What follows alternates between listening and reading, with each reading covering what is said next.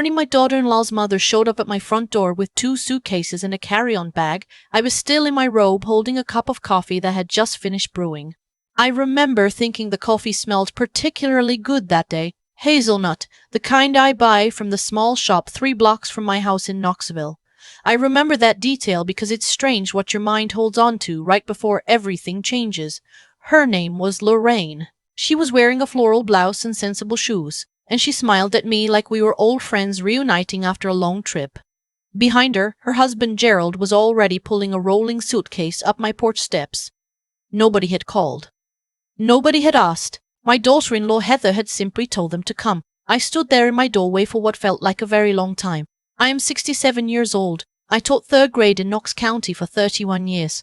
I raised my son Marcus by myself after his father walked out when Marcus was 9, and I did it in this house. The same house I bought with my own money. The same house I refinanced twice to keep when things got hard. The same house where I planted the rose bushes out front that still bloom every May without fail.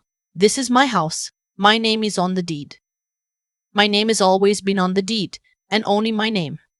When Marcus was 28, he married Heather, and I liked her well enough in the beginning. She was organized, ambitious, kept a tidy home in the apartment they rented across town. When Marcus lost his job at the logistics company during a round of layoffs 2 years ago, I told them both they could stay with me temporarily. I want to be clear about the word I used, temporarily. Marcus and I talked about it on the phone for almost an hour. 6 months, maybe 8, just until he found something steady again. I cleaned out the guest room, bought new towels, stocked the pantry. I was glad to do it. He is my son. That's what mothers do. What I did not agree to, what nobody discussed with me, not even for 60 seconds, was becoming the 3rd wheel in my own home. It started slowly, the way these things always do. So slowly that at first I thought I was imagining it. Heather rearranged my kitchen because, as she explained with that particular tone she had, the dish placement wasn't efficient. She signed them up for a streaming service using my Wi-Fi password and then started watching television in my living room every evening until 11, which meant I stopped going to my own living room because I didn't want to sit there and feel like a guest. She started buying groceries and storing them in my refrigerator in a way that gradually pushed my things to the back of the shelves. Small things. Things that individually could be dismissed, but they were not individual. They were a pattern, and the pattern had a direction, and the direction was unmistakably toward making me smaller inside my own 4 walls. I told myself to be patient. I reminded myself that Marcus had grown up in this house and had every right to feel comfortable here. I reminded myself that Heather was stressed and that stress makes people thoughtless rather than deliberately cruel. I gave them grace because grace is something I believe in. What I believed in less and less, month by month, was that they were leaving. Marcus found part-time work eventually, some consulting arrangement that paid irregularly. There was always a reason the savings weren't quite there yet. Always a reason why moving out needed to wait just a little longer. 1 month became 6 months, became 14 months, and somewhere in there, without any conversation I was part of, my house stopped feeling like mine. The specific incident with my room happened on a Tuesday in March. I had been at my friend Beverly's house for the afternoon. We play cards on Tuesdays, have since 2019, and when I came home, Heather was standing in the hallway outside my bedroom door with a measuring tape in her hand. She looked up when I walked in, and she did not look embarrassed. That was the thing that stopped me cold. She looked like someone who had been caught doing something completely normal. "I'm just checking dimensions," she said. "For what?" I asked. She said that her parents were going to need a place to stay for a while. Her father had retired and they'd sold their house in Cincinnati and they needed somewhere to land temporarily while they looked for something to buy in the area. She said this the way you described the weather, matter of fact, already settled. She said there were 2 empty bedrooms, which was technically true, but one of them was my office where I kept my sewing machine and my file cabinet, and 30 years of Marcus's school records and photographs and Christmas ornaments and everything that makes a life look like a life. The other was a small room that the previous owners had used as a nursery, barely big enough for a twin bed. She said her parents would be more comfortable in my room because it was the largest and had an ensuite bathroom. I was quiet for a moment. I am someone who needs a moment sometimes before I speak because I was raised by a woman who said you should never let your mouth move faster than your mind, and I've tried to honor that. "Heather," I said, "when were you planning to talk to me about this?" She said they had been discussing it as a family. She said it in a way that suggested I was the one being unreasonable for asking. I said, "I am the family. I own this house." She said she didn't think it was a big deal, and that her parents wouldn't be there long. She said her mother had a bad knee and really needed the bathroom situation. She said Marcus thought it would be fine. That last part is what stayed with me the whole rest of the afternoon and into the evening and through a dinner when nobody spoke about it directly, but it sat at the table between all three of us like something no one wanted to touch. Marcus thought it would be fine. My son, who had lived in my house for 14 months, who had eaten my food and paid nothing toward the mortgage and nothing toward the utilities, my son had decided on my behalf that it would be fine to give strangers my bedroom. I lay awake that night, looking at the ceiling of my room, and I thought about every year I had spent in this house. I thought about the winter, when the furnace went out, and Marcus was 12, and we slept in the living room near the space heater, and I told him it was an adventure, because I couldn't afford to let him see how scared I was. I thought about the morning I got the call that my mother had passed, and I sat in this room for 2 hours before I could make myself get up. I thought about every hard thing and every good thing that had happened inside these walls, and I thought about how none of it seemed to be counting for anything anymore.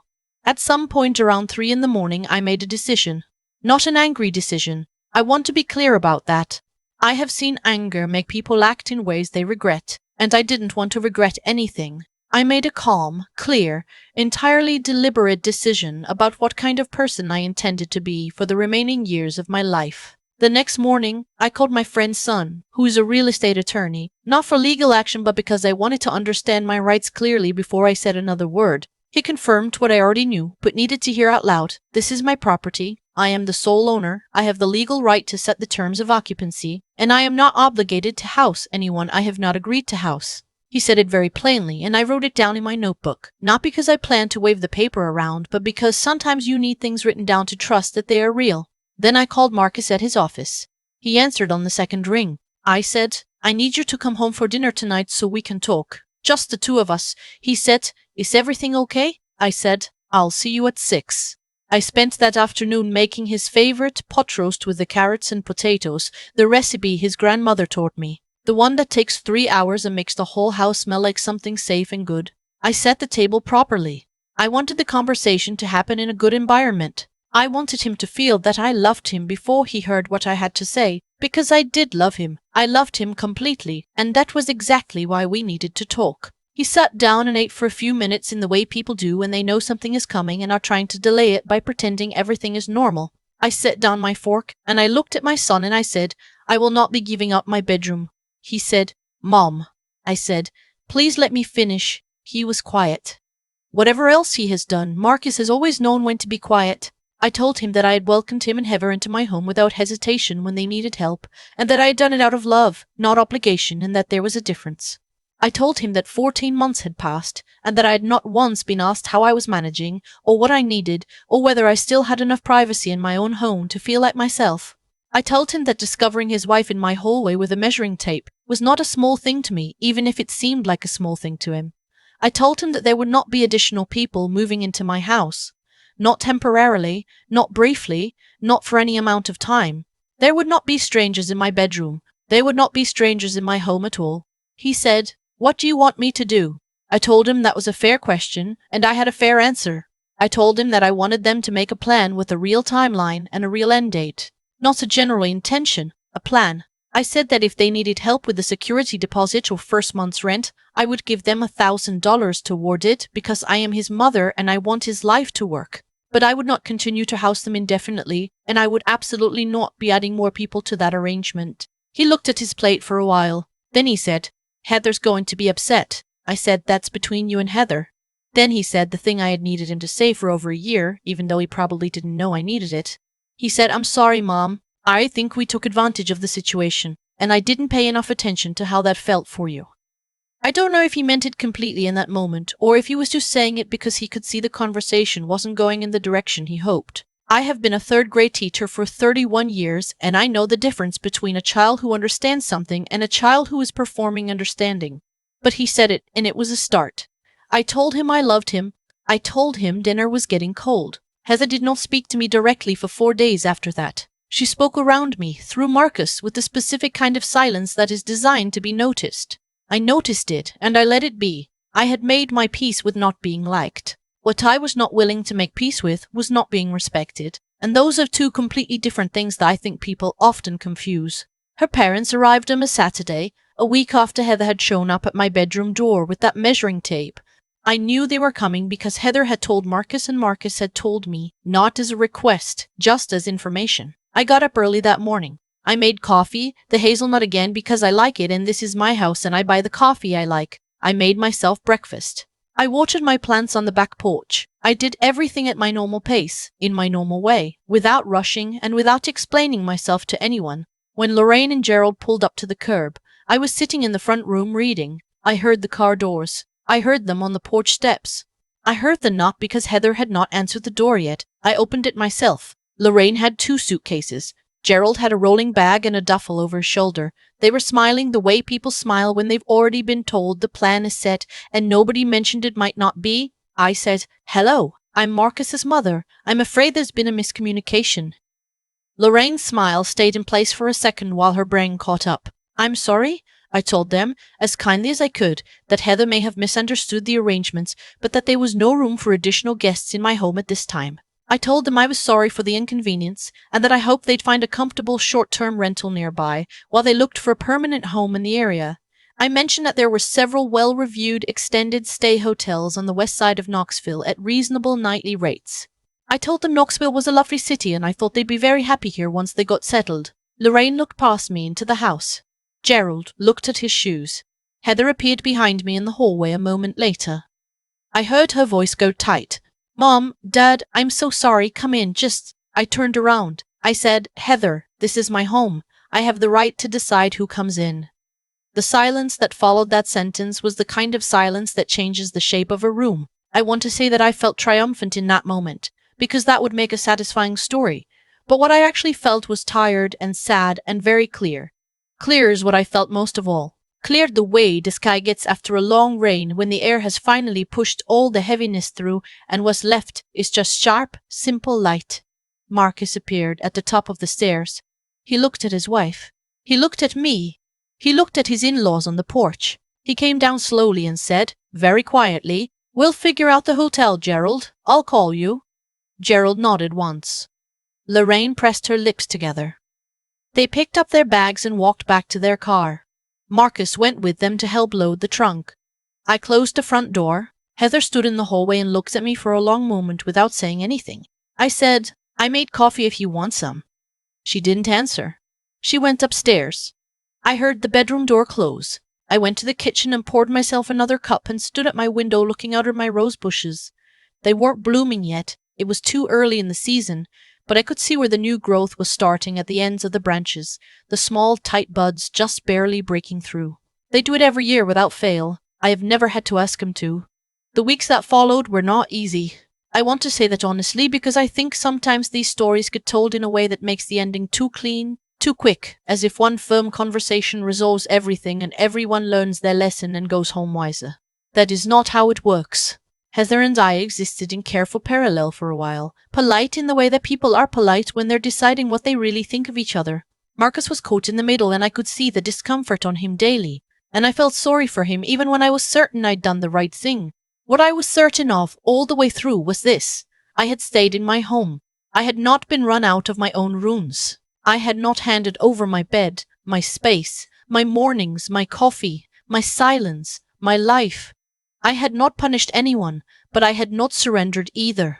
And I think that distinction between punishment and self-preservation is the one that most people my age struggle with, because we were taught that keeping peace meant keeping quiet, and that love meant making room until there was no room left for yourself.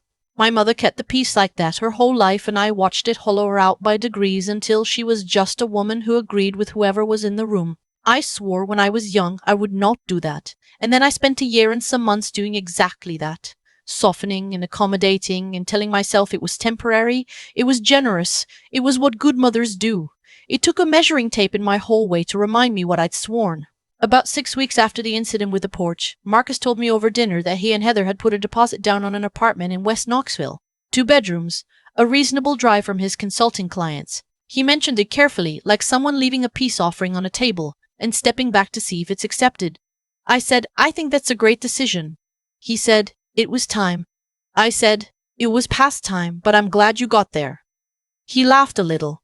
It was the first time we'd both laughed at the same thing in several months, and it felt like something loosening. They moved out on a Friday in April, a mild day with some wind and the smell of the neighbor's wisteria starting to come through.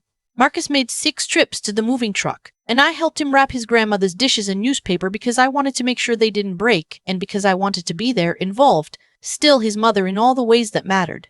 Heather carried boxes without much conversation. She said thank you when she left and I said you're welcome, and I meant it without reservation. When the moving truck pulled away, I went inside and I stood in the center of my living room and I breathed. The refrigerator was mine again. The remote control was on the end table where I liked it. The dish placement in the kitchen was inefficient and exactly the way I wanted it. That evening I sat in my own living room, in the quiet, and I watched whatever I wanted to watch until I was tired, and then I turned it off and went to bed, and I stretched out diagonally across a mattress that had my name on the deed, and I slept the way I had not slept in over a year. Heather's parents found a rental condo near the Bearden area. From what Marcus tells me, they're looking at houses. I don't have feelings about Lorraine and Gerald one way or another. They did what their daughter invited them to do, and once I made the situation clear, Gerald nodded and picked up his bag and left without a scene. I can respect a person who takes a correction gracefully. What I think about most now is not the conflict itself, but what I almost let happen. I almost let myself believe that being a good mother meant having no needs of my own. I almost let my home become something I was allowed to visit rather than something I owned. I almost let a year of kindness get turned into a permanent arrangement because I was afraid that asserting myself would mean losing my son. Marcus calls me every Sunday now, sometimes twice. He came over last weekend and we sat on the back porch while I showed him where the roses were starting to really open up, the pink ones his grandmother planted cuttings from before she passed. He took a picture of them on his phone. He said, "The house looks good, Mom." I said, "It always did. You just couldn't see it clearly when you were inside it." He thought about that for a second. Then he said, "Fair enough." And I poured us both some coffee, hazelnut, my favorite, because I buy the coffee I like, and we sat there in my backyard in the warm afternoon, and it was quiet, and it was good, and it was mine. I've had a lot of time to think about what happened now that the house is quiet again, and the roses are blooming, and I can sit on my back porch without bracing for the sound of someone else's television. What I keep coming back to is this. The situation with Marcus and Heather didn't happen because they were bad people. It happened because I let it. That's a hard thing to say out loud, but it's true, and I think it's the most useful thing about this whole story, more useful than any satisfaction I felt when Lorraine and Gerald picked up their suitcases and walked back to their car. For 14 months I made myself smaller. I stopped going to my own living room. I moved my things to the back of my own refrigerator. I told myself it was patience. It was generosity. It was what good mothers do. But there is a version of generosity that is actually just fear wearing a kind face, and I was practicing that version for a long time without admitting it to myself. I was afraid that if I said this is too much, I would lose my son. And so I said nothing, and what I lost instead was my own home, one small accommodation at a time. The measuring tape was the moment I finally saw it clearly. Not because it was the worst thing that happened, it wasn't, but because it was specific and visible and impossible to explain away. You can talk yourself out of a feeling. You cannot talk yourself out of a woman standing in your hallway with a measuring tape pointed at your bedroom door. What I want anyone to take from this, if they're in a similar situation, is something my mother used to say that I didn't fully understand until now. The way you let people treat you is a form of teaching. Every time I moved to the back of the refrigerator without saying anything, I was teaching Marcus and Heather that it was acceptable. Every time I retreated to my room to avoid the living room I paid for, I was teaching them that my comfort was negotiable. I taught that lesson patiently and consistently for over a year, and they learned it exactly as well as I taught it. When I finally sat Marcus down and told him the truth, calmly, over pot roast, without drama, I wasn't punishing anyone. I was just stopping the lesson. That's all it was. I wasn't angry. I wasn't cruel. I simply decided I was done teaching the wrong thing. The intelligence in that situation wasn't in the confrontation. It was in the preparation. Calling a friend who could tell me my rights clearly, writing it down in my notebook, knowing exactly what I would say before I said it. Emotion without clarity just makes noise. I had spent 14 months feeling things very loudly and silently at the same time, and neither did me any good. What helped was getting clear, getting grounded, and then speaking from that place instead of from the noise. And the strength, the part that felt hardest, was simply staying. Not leaving, not crying, not making threats, just standing in my doorway, in my robe, holding my coffee, and telling the truth about whose house it was. Marcus calls every Sunday now. The roses are coming in beautifully this year. Some things, if you tend to them patiently and honestly, come back.